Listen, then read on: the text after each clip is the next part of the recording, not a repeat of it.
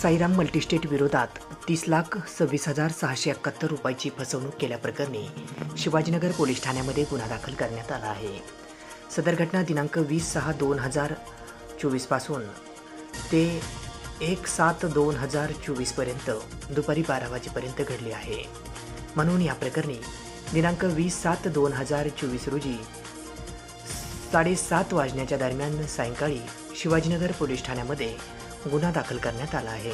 अशी माहिती आज दिनांक 21/7/2024 रोजी दुपारी 3 वाजता माध्यमांना पोलिसांनी माहिती दिली आहे।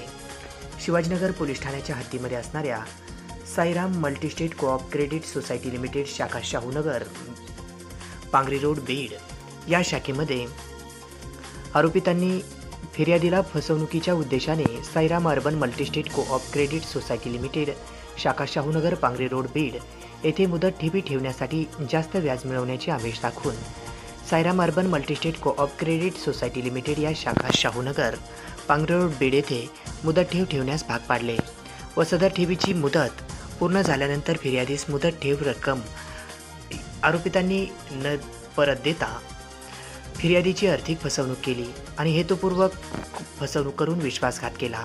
यामध्ये तब्बल 30,26,671 रुपयाची फसवणूक झाली।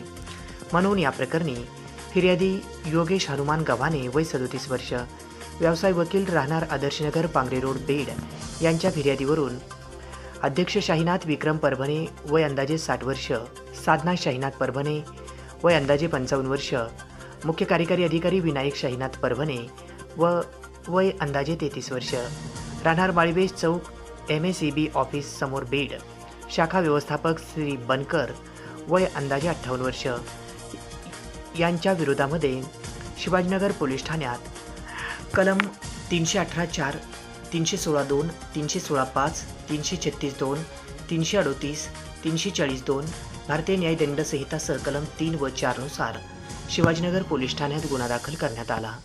याचा पुढील तपास पोलीस उपनिरीक्षक टाकसाळ हे करत आहेत।